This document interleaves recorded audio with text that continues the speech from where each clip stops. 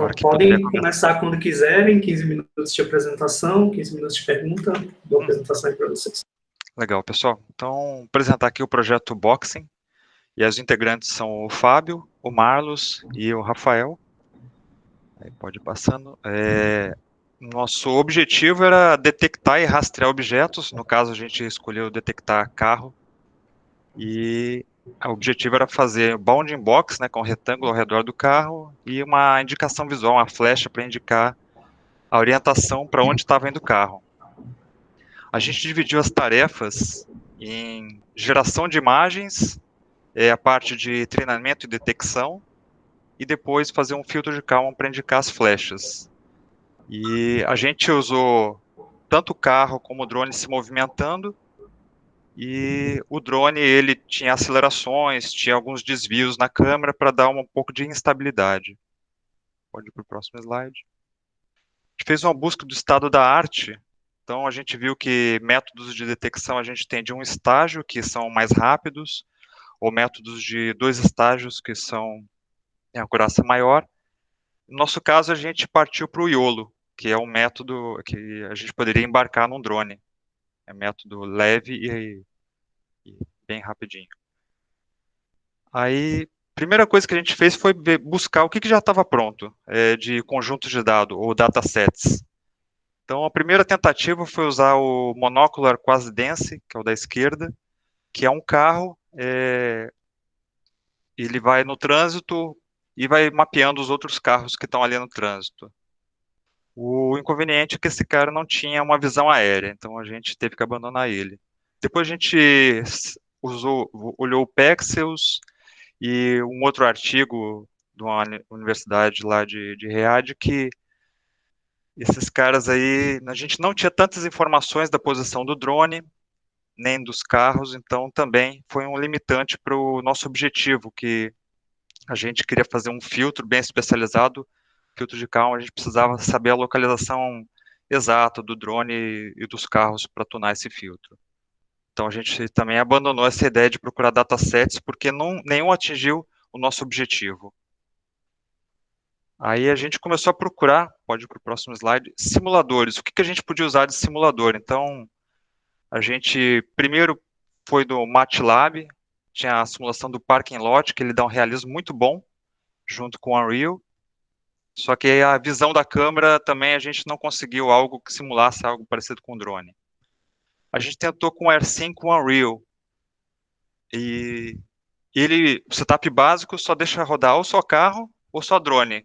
Para fazer os dois ao mesmo tempo, que é um setup alternativo, é algo bem complexo e de controle bem difícil ali da posição do carro e da câmera. Aí a gente começou a usar, procurar também outros projetos, né? Tinha o MATFly. Ele é bem simplificado, ele usa o MATLAB com uma visão apontando sempre numa direção. Não era muito bem aquilo que a gente queria um ambiente mais com movimentos 3D ali da câmera. Aí a gente resolveu criar o nosso próprio. Então, a quarta opção ali, a gente pegou aquele cenário do MATFly, que é o MATLAB Virtual Reality, já tem alguns exemplos prontos, e a gente acoplou o modelo de drone que a gente estudou no Lab 04 da disciplina. Tá? Então, foi essa a nossa solução. Pode passar para o próximo slide. Aqui é como que foi feito o acoplamento, né? Então, esse VR Octavia, que está em azul aí, na figura, já vem pronto, é um exemplo do MATLAB. Na parte de baixo tem o drone de 6 graus de liberdade do Lab 04, a gente acoplou ele. E aí a gente acoplou também um aquisitor de imagens, que aí a gente ia frame a frame capturando essas imagens para o treinamento. E na parte de baixo ali do VR que estava em azul, tem um ganho K, que é o que a gente ia ajustando para dar a instabilidade do vídeo. Então era aquilo ali que diz para onde a câmera olha, o modelo já vem com o gimbal perfeito, a gente deu uma mexida nesse gimbal para dar a sensação de instabilidade. Aí, dado que as imagens estavam capturadas, todos os estados capturados, a gente passou agora como fazer a anotação do bounding box para o treinamento. Então, a gente usou um modelo de câmera pinhole, que a gente pega a matriz de rotação para transformar de coordenadas do mundo, o VW, para coordenadas da câmera, XYZ. Então, tem uma foto ali embaixo de uma câmera em um carro, né? A câmera aponta para uma direção de foco, que a gente dá esse desvio por aquele ganho K que eu mencionei, e o carro ele está um pouco de lado. E o carro passeia nessa imagem aí, e a gente tem que fazer uma projeção. A gente usou o modelo de câmera pinhole, então a gente projeta num plano e depois vê em que pixels que tá esse carro para fazer o bounding box. Bom, posso, Rafael? Claro. Bom, essa parte do treinamento aí da rede do Iolo ficou sob minha responsabilidade. É uma rede neural convolucional, né? Então a gente precisa treinar ela. E o Rafael me entregou os frames, né? 2.751 frames, e um arquivo texto com o índice daquele frame e a coordenada XY do centro do objeto e a largura e a altura desse box, né? Aí eu fiz um script em Python para transformar isso daí, porque eu precisava desses tamanhos normalizados. A entrada para o treinamento da rede neural é um arquivo .jpeg e um outro arquivo com o mesmo nome, .txt, e esse arquivo txt dentro, ele tem 5 campos separados por espaço. Se tiver mais de um objeto em cada cena, que não era o caso, são várias linhas, né? Então, o primeiro campo é um campo inteiro, que é o índice da classe, daquele objeto que você quer detectar. A gente resumiu a detecção a apenas carro, mas a gente poderia treinar a rede neural do Iolo para detectar vários outros objetos, inclusive, por padrão, o Iolo versão 4 ele vem detectando 9.000 objetos de 80 classes diferentes, né, foi treinado com um dataset chamado Coco, né?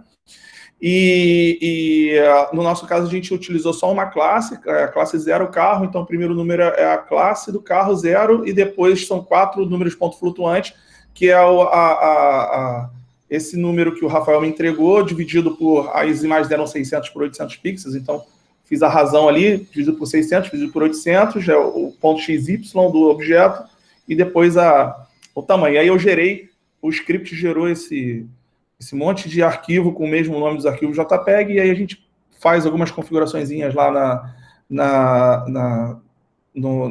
nessa rede do Iolo para o treinamento, número de interações. Na documentação vem escrito, vem dizendo que para você fazer no mínimo 2.000 interações por classe, mas se for menos de 3 classes, ou seja, 1 ou 2 classes, você fazer 6.000 interações, né? Então, a configuração foi essa, 6.000 interações. Eu tenho um computador aqui, que até um computador bonzinho, razoável, tem 4 núcleos e 8 GB de memória, mas não tem GPU. Então, eu fiquei realmente engessado no Google Colab, né? E aí ficava fazendo os treinamentos de madrugada, né?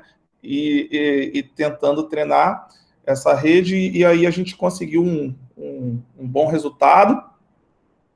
Aqui foi o Rafael me gerou um vídeo de uma animação com outro conjunto assim, o carro e a estrada são parecidos, mas é um outro vídeo, né, de um outro conjunto de frames, porque senão a gente estaria usando uma rede viciada, né, no treinamento. Então, aqui é o videozinho, pode ver que ele está detectando lá o carro. Cada vez que a gente faz esse treinamento lá na rede lá do Colab, a cada 1.000 interações ele salva um backup, né? Então, eu montava lá o meu drive virtual e jogava esse backup para lá, e cada backup desse você pode gerar um mapa de performance que ele dá uma média das acurácias médias, né? Que a gente chama de M minúsculo AP maiúsculo, né? Então, é uma média das médias de acurácia. E ele vai... e isso é interessante porque, apesar do senso comum achar que quanto mais interações você fizer, mais você treinar, melhor vai ficar a rede, não é bem assim. pode chegar uma hora que há um overfit de treinamento, né? E aí você, com esse gráfico que você gera nessas interações, se a acurácia começar a diminuir, você pode parar ali o treinamento e utilizar aquele modelo com a melhor acurácia, né? Então, vocês podem ver aí que o percentual de acurácia é bem interessante, tá? Para 6.000 interações. E, na verdade, esse vídeo aí ele foi gerado com o peso de 2.000 interações. Vocês podem ver que aí ele já consegue frames aí com 99%, tá? E essa saída do Iolo, né?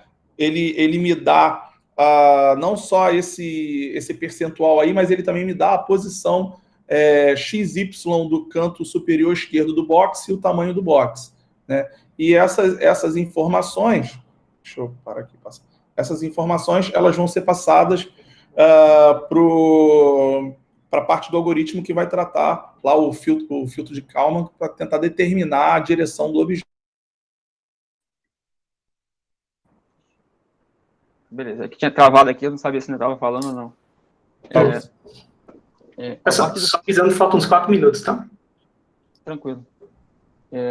Bom, aí, de posse dessas informações, né, da bounding box, das posições, era assumido que a posição do drone, né, ela sempre era conhecida, então a gente não precisaria estimar isso. Então, a única coisa que seria estimada, de fato, seria a posição do carro, né, e a ideia seria a partir dessa, na verdade, da detecção do carro, fazer o filtro estimar as velocidades, né, das próximas etapas, e aí fazer a projeção do vetor de velocidade sobre os frames da imagem, né, para poder o operador do drone, durante a operação, ter uma ideia de para onde aquele cara estaria indo, caso eventualmente perdesse a imagem, né? Por exemplo, naquele vídeo que o Fábio mostrou lá, tem uma hora que o carro sai, né, da frente da câmera, então, assim, daria essa noção para o operador, né? E aí, algo que era também importante de implementar, né, de tentar ter essa noção, era de saber quem que se mexeu, né, se é a câmera ou se foi o carro, né, para conseguir fazer esse discernimento entre as coisas. Pode passar, pô? Na verdade, assim, a implementação do filtro acabou não funcionando do jeito que eu queria, né, assim, na verdade, não funcionou muito bem. O que eu consegui implementar para indicar as posições, assim, de deslocamento acabou não ficando do jeito que eu queria, não está do esperado. Dá para ver que em alguns casos ele dá a sensação de profundidade, né, de para onde que está indo, mas esse foi um ponto que ficou ainda por melhorar e por modificar essa implementação, né? Então, seria uma parte para trabalhos posteriores de continuação, né, de realmente conseguir ajustar a implementação do filtro. Aqui ele rodou meio de forma standalone, né, não foi consumindo ainda as informações que vinham do Fábio, era trabalhando em cima das coordenadas do bounding box que o Rafael tinha gerado, para poder primeiro tentar ajustar ele, e num segundo momento a gente tentaria integrar tudo num pipeline que já pegaria o que a própria Iolo geraria, né, no bounding box. Aí, bom, é isso. Eu gostaria só de concluir, como um grupo aí também falou da importância do projeto deles, né, de estar sendo utilizado, acho que foi na Petrobras, que o colega comentou. Eu queria dizer que esse projeto, particularmente, é muito interessante lá no meu trabalho. Eu estou trabalhando com drones na Coordenadoria de Recursos Especiais, que é a CORE, aqui na Polícia Civil. Já estamos utilizando drones em operações policiais. E eu piloto o drone, e uma das coisas que eu sinto bastante dificuldade no cenário aqui do Rio de Janeiro, quando você está sobrevoando uma comunidade, muita poluição visual ali, telhados, caixas d'água, etc. E se eu tivesse um box marcando ali as pessoas, e o meu objetivo é treinar essa rede neural com imagens de pessoas armadas, para ele me marcar um box com uma cor diferente, se ele detectar uma pessoa armada, ajudaria sobremaneira o trabalho lá que eu estou desenvolvendo. Já teve casos aí de depois, analisando as imagens com calma numa tela maior, a gente identificar lá um cara portando um fuzil e que na hora lá passou batido. Se tivesse o box marcando, com certeza a gente conseguiria detectar e perseguir o alvo e efetuar o trabalho. Tá ok? Era só isso que eu queria acrescentar. Beleza, pessoal. Muito obrigado aí pela apresentação. Parabéns. E agora passar a palavra, perguntar se o Vitor, se o César tem alguma dúvida. Eu tenho aqui uma. Travou um pouco aqui. Eu queria saber melhor como é que vocês fizeram essa separação, né? Sei que vocês usaram o filtro de calma, mas para vocês, se vocês separaram o quanto estava tremendo a câmera e quanto que era o movimento do carro. Né? Sei lá, por exemplo, fazer um experimento de você tremer a câmera, mas deixar a imagem fixa sem o carro. Vocês chegaram a fazer isso ou não? Rafael? Então, deixa eu ver. Sua pergunta é em relação ao filtro de calma, Vitor? Não. Eu queria saber se vocês mensuraram, tá. assim, para medir o quanto da tremida da câmera vocês estavam capturando, entendeu? Uhum. E não. Tá. O que eu fiz de bastante simulação assim é tentei fazer correções na anotação automática. O que eu percebi é que o Virtual Reality do MATLAB ele tem uma distorção grande da imagem, e aí eu fui tentar fazer uma compensação dessa distorção, e eu vi que qualquer meio grau que eu tentava acertar a câmera, já dava a bounding box ia para longe, né? Então, o que eu percebi foi, como o drone é lento e o carro é bem mais rápido, a gente teve que ficar longe, e ficando longe, a gente tinha esse problema aí de instabilidade da bounding box. Então, acho que assim, foi o máximo que eu pude notar, tá? Porque assim, é uma coisa interessante isso, né? Que assim, são problemas meio que desacoplados, só que nem tanto, né? Porque você, por exemplo, poderia medir esse movimento da câmera sem você fazer o boxing, né, do carro, mas de certa forma você saber o carro ali, você saber o tamanho, também acaba ajudando você a tentar detectar, né, essa tremida da câmera. É uma coisa que é interessante, acho que dá para brincar bastante com esse problema aí.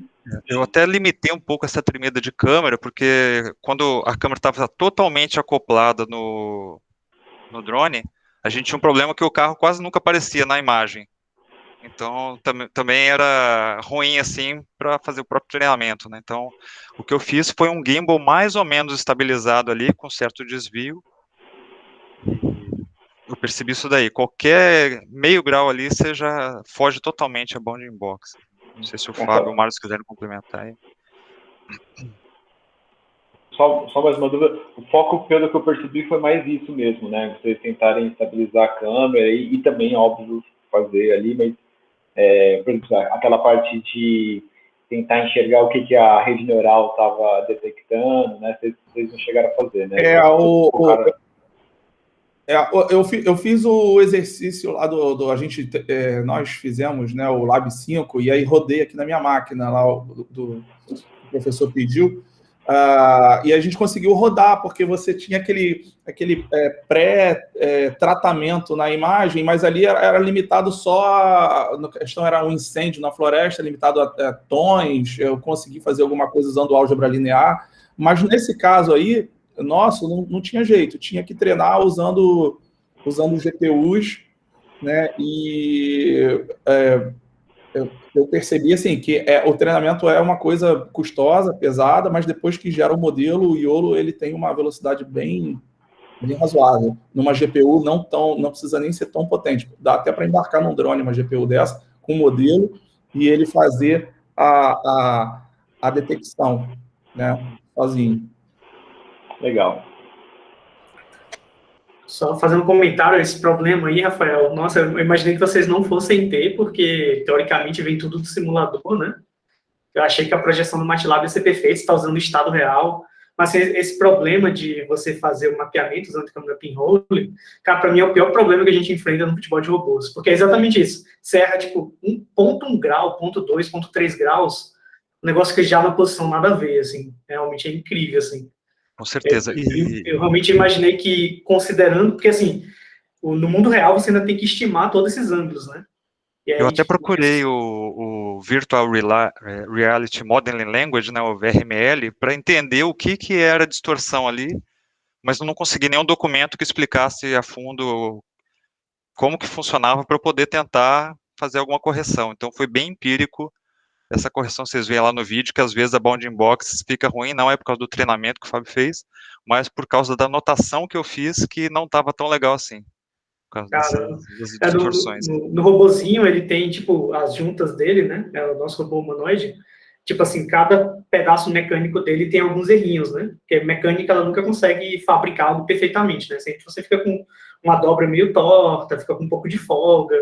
E aí a gente calibra por otimização. Tipo, a gente põe um monte de coisa em posições conhecidas, acha e calibra por otimização. É bizarro, imaginei que no MATLAB não fosse ter nenhum problema.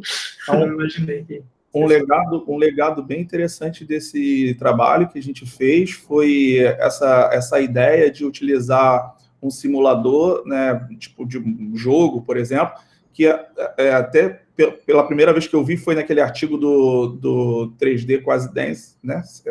Esqueci agora. Que o Rafael citou lá como Monocular. Monocular Quasi Dance, isso. Ele utiliza até a engine do GTA para capturar alguns frames para treinar a rede neural. E eu achei a ideia... Basicamente, a gente fez isso, né? Nós geramos o nosso próprio conjunto de dataset, né, para treinar, e ficou bem interessante o resultado. E é uma coisa que eu estou pensando seriamente em aplicar na prática, porque onde é que eu vou conseguir um dataset de homens segurando fuzil de vários anos? Então, é dia a dia, pô. Eu tô pensando seriamente... no GTA mesmo. Pois é, eu tô pensando seriamente aqui em pegar um jogo, tipo um Counter-Strike, um GTA, alguma coisa assim, e tentar fazer lá um script da câmera no ângulo que o drone provavelmente vai estar, e tentar capturar esses frames aí com essas anotações de vários ângulos diferentes para treinar a rede neural lá para o meu caso, né, que é um caso muito específico. Então, assim, foi um aprendizado bem bacana para mim. Só para dar ideia, pessoal, essa parte de anotação, né, eu não imaginava que era tão difícil, achei que já ia ter vários datasets prontos, mas eu vi que o pessoal faz muita coisa manual ainda, fica às vezes um grupo grande, 3 meses, só para fazer anotação de alguns poucos frames. A gente tentou automatizar, mas é complicado esse problema da anotação. Surreal. O pessoal paga mão de obra barata, cara. Tem uns sites aí que você pode subir suas imagens e aí contrata uns indianos aí. É sério mesmo. De obra na Índia, na China, coitado. É sério mesmo isso. Até acho que o sistema da Amazon, ele faz um negócio assim. Sim, tem o Mechanical Turk lá, né? Mechanical Turk, eu acho.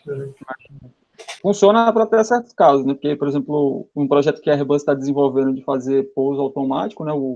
Acho que é o Wayfinder. Eles chegaram a avaliar esse problema de como é que fariam essa anotação das imagens, né, se faria manual ou se contrataria alguém de fora. E a conclusão, por ser um negócio assim, safety critical, eles acabaram tendo que trazer o problema para dentro de casa, pagar a gente mais, de uma forma remunerada, que eles têm garantia de que a anotação é condizente, não que o cara está fazendo lá, sei lá, de qualquer jeito e só gerando volume. Né? Com certeza, impacta pra caramba, né, tipo, uma coisa que acontece muito, mesmo o pessoal sendo bem intencionado, tentando fazer direito, tipo, só o fato de que às vezes você fala, anota aí, tá ligado? Anota um carro aí, tipo, você não define exatamente como tem que ser a anotação, sabe? Já, sei lá, tem gente que anota o carro considerando as rodinhas, tem gente que anota sem considerar as rodas, cada um vai fazendo da sua cabeça, depois isso ferra bastante pra rede. Beleza, passar pro César? Tem uma pergunta? Não, tá tudo jóia, sim. Eu ia perguntar um pouco do desempenho, né, da inferência, mas já comentaram, né, quer dizer, não precisa de um processamento muito potente, pode ser feito embarcado eventualmente, né? Eu comentei lá no nosso artigo final que nós não fizemos uma verificação com relação ao impacto energético de uma GPU embarcada no drone, que com certeza vai ter algum impacto disso, mas isso pode ser estudado em trabalhos futuros. Eu acho que na prática nem deve pegar tanto assim, Fábio, porque os motores eu acho que consomem tanta corrente, que, assim, com certeza vai ser uma coisa a mais, né? Mas, assim, eu acho que comparativamente não deve ser a coisa que pega, assim, absurdo. O motor já consome muito. Eu ia fazer uma pergunta que era sobre o bounding box, porque às vezes não fica totalmente centralizado, mas eu entendi que é esse problema já da digitação lá do MATLAB, que é difícil arrumar. Realmente, isso geralmente é uma coisa bem, bem difícil. Eu tinha pensado numa outra, a mais dúvida mesmo do treinamento lá da Iolo, assim, você disse que usou 2.000 iterações, mas aí quando você... Não, aquela imagem ali que vocês viram foi feita usando um peso de 2.000 interações lá do backup, mas eu consegui treinar até 6.000 interações, né? Aos pouquinhos, né? Porque travava, caía, e o Google toda hora me chutava para fora, ficava me oferecendo virar um usuário Google Colab Pro, e eu negando e usava outra conta para continuar o treinamento. Foi um inferno, mas a gente conseguiu treinar. Saquei, legal. E qual que era o tamanho do dataset que vocês usaram? Então, foi esse último que vocês viram a animação aí, foram 2.751 fotos, e aí eu fiz um script lá que arrumou o arquivo de treinamento e o arquivo de teste da seguinte forma: 80% treinamento e 20% teste. Então, eu pegava 4 imagens aqui, jogava para o arquivo de treinamento, o train.txt, e a quinta para o arquivo de teste. Eu fiz dessa forma, intercalado, para que ele pudesse treinar e testar a rede neural com frames parecidos, né, que não tivessem se modificado tanto. Né, ao invés de pegar, por exemplo, vamos supor, 1.000, pegasse os 800 primeiros no treino e 200 últimos no teste, não, eu não fiz dessa forma. Eu fui pegando intercalado, eu fiz um script em Python que gerou isso para mim automaticamente, fazendo assim intercalado, né? 1 ao 4 no treino, 5 no teste, e assim vai. Você chegou a fazer shuffle dessas imagens? Não, o único tratamento que eu fiz é porque o Rafael me entregou essa imagem em .tif, e aí eu fiz um script para converter todas elas em JPEG, que é o obrigatório lá do Iolo. Mas eu não fiz nenhum tratamento na imagem, não. Eu não sei se a Iolo faz isso automaticamente, mas é importante, como essas imagens são tiradas em sequência, né? É importante você fazer shuffle depois. Assim, funcionou, né? Claramente. Então, mas às vezes você melhora bastante o desempenho se você fizer isso. Porque se você não fizer, elas ficam uma depois da outra, né? Tipo, é meio como se fosse sequência de vídeo. Isso geralmente não é bom para você treinar a rede neural, porque tem correlação entre essas imagens. Para a rede neural, o ideal é que os samples eles sejam mais ou menos independentes entre si. Aí você basicamente pega aquele sample todo e mistura aleatoriamente. Tem poderia embaralhar Isso, geralmente fica melhor o treinamento se você fizer assim. Ok. Cada batch está pegando imagens que não tem correlação entre si. Não tem correlação. Valeu. Beleza. Nossa, o pessoal mandou um monte de coisa aqui. Vocês querem fazer alguma pergunta, pessoal? Confesso que eu não consegui acompanhar. Não, foi uma conversa paralela aí que o Pedro estava comentando, que na disciplina de engenharia, eles tiveram que pegar um monte de imagem de satélite para detectar incêndio. E aí tiveram que fazer na mão, buscar e encontrar para montar o dataset, que é bem intenso, né? Dá muito trabalho mesmo. Esse último trabalho aí do Lab 5, o professor pediu, né, para fazer algo nesse sentido aí, né?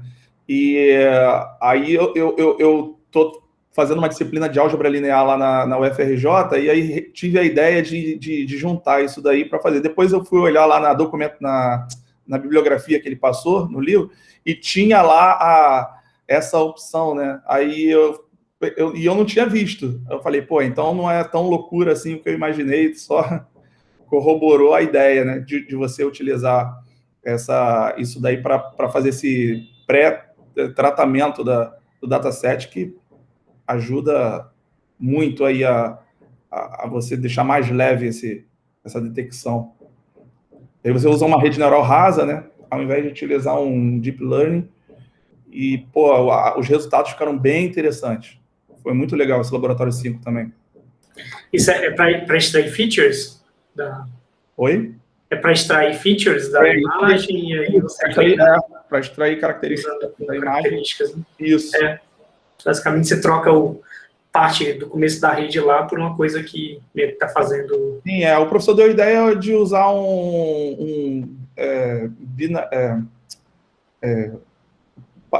Local Binary Partner, né? LBP, e depois fazer um histograma do LBP. E aí eu troquei o histograma por pegar a matriz lá do LBP e usar álgebra linear para transformar isso em base de colunas e testar as colunas lá e ficou bem, a acurácia ficou bem bacana. Mas legal.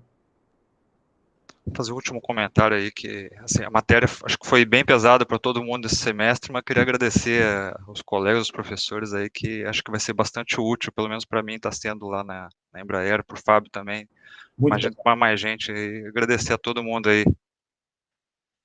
Valeu, pessoal.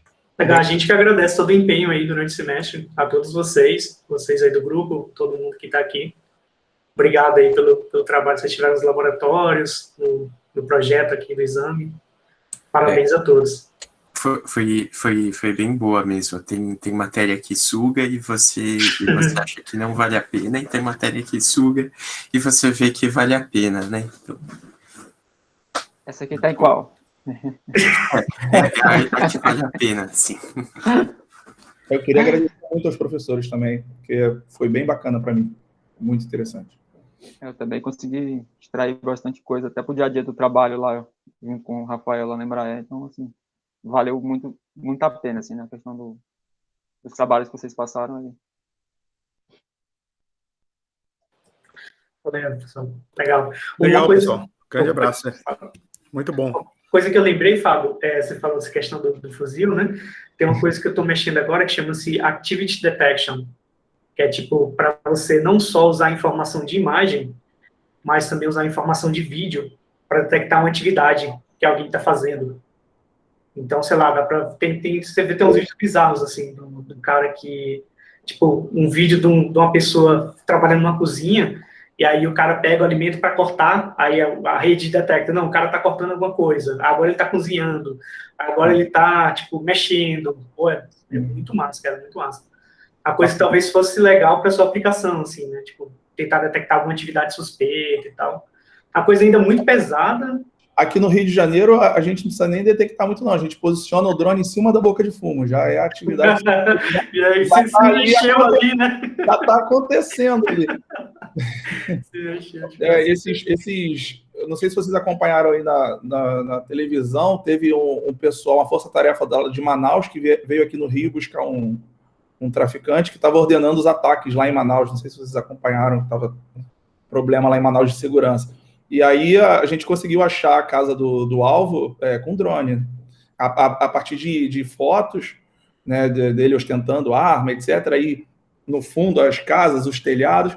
E aí, para você achar isso sobrevoando, fiquei 2 semanas voando em cima lá da comunidade até conseguir achar. Então, se tivesse alguma coisa que eu pudesse treinar o drone com mais imagens para que ele tentasse me ajudar nessa detecção, pô, isso é, sem dúvida, um trabalho excepcional. Legal, fica as dicas aí. Curiosidade, essas fotos da ostentação, vocês sabem por onde isso? O cara posta assim? Essas fotos da ostentação, o cara posta assim mesmo? Em rede social, coisa assim? Eles postam em Instagram, em Facebook, segurando. Eles postam, pô. Eles postam. Aqui no Rio de Janeiro está tendo meio que um congresso de bandidos, né? Tem bandidos de vários estados que estão aqui no Rio de Janeiro por conta dessa decisão do STF de não poder fazer operação em comunidade. Aí eles acham que estão seguros, né? Quando na verdade não estão, né? A gente está aí prendendo um monte. Semana passada a gente pegou um dentro do shopping de Pernambuco. Então, assim, a gente trabalho de inteligência também, né? Muito voo de recon com drone, grampo telefônico, várias coisas que ajudam aqui a polícia não é só tiro, porrada e bomba, não, tem a parte de inteligência também. Deixa eu só falar, Fábio, você salva esses vídeos? Tem tudo salvo aqui. Eu não conheço muito essa área de anotação de imagens, mas eu sei que tem uns algoritmos que são assim, absurdos, cara. Você coloca lá, eles saem até descrevendo a cena, né? Hoje em dia essa parte está assim de cair o queixo, né? Não sei se as imagens que eu tenho, por exemplo, tem umas imagens aqui que o Iolo, ele detectou lá o telhado dos barracos da casa como se fosse um truck, né? Ele achou, e algumas caixas d'água ele achava que era cabeça de pessoa e tentava detectar. Então, assim, faz parte. É meio complicado do ângulo que a gente filma. A rede neural tem que ser treinada com um dataset bem específico mesmo. Porque rola essas coisas, né? Tipo assim, se aparecem umas imagens que ela nunca viu, tipo, sei lá, você nunca treinou com imagem da favela, por exemplo, vamos dizer. Sim. Tem algumas construções que são bem específicas, né? Bem aquela característica.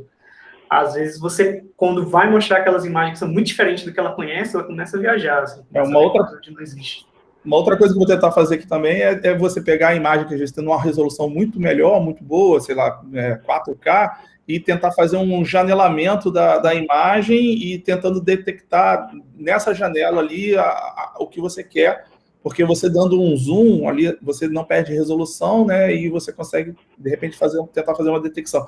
Só que precisa de processamento bizarro. Sim, aí é super pesado fazer isso, com certeza. São várias inferências. Mas por que você não vai assim, tira a imagem, por exemplo, tudo bem que o cara sobe a arma uma vez, depois desce, né? Ele precisa ficar tirando foto ali. Mas você pega lá a imagem, enfim, e roda só numa imagem estática. Por que tem que ser, tipo, num vídeo, entendeu? Não, porque a ideia, eu tô pilotando o drone ali, filmando, e aí... Até que é em real time. Em tempo real, em tempo real ele marca o boxe, ali tem uma pessoa, né? Por exemplo, um boxe com uma cor diferente, se ele detectou que tem uma pessoa armada. E aí eu já vou com o drone para cima do boxe que ele detectou, entendeu? Entendi. E aí vai perseguir o cara para ver onde ele entra, né? Para que a gente possa fazer o cerco e pegar. Mas para achar pode ser offline, né? Você vai lá, passeia lá. Eu estou com uma ideia aqui de trabalho para o futuro, de fazer um drone híbrido, que ele possa decolar na vertical, com asa rotatória, e depois ficar com asa fixa para ganhar uma maior autonomia, e que ele possa ficar voando, né, em cima da cidade horas, né, e montar uma central de controle lá na cidade da polícia, né, e a gente pudesse dar lá o plano de voo para ele, e ele ia ficar tentando fazer esse scanning aí automático, né, de coisas suspeitas. Mas isso aí é uma coisa mais para frente, mais futurista. Vai demandar recurso. Beleza, galera. Muito obrigado aí. Valeu. Até uma próxima. Beleza, pessoal. Obrigado, viu? Lembrando que a entrega é hoje, tá? Do relatório. Valeu, gente. Obrigado, pessoal. Parabéns aí pelos projetos.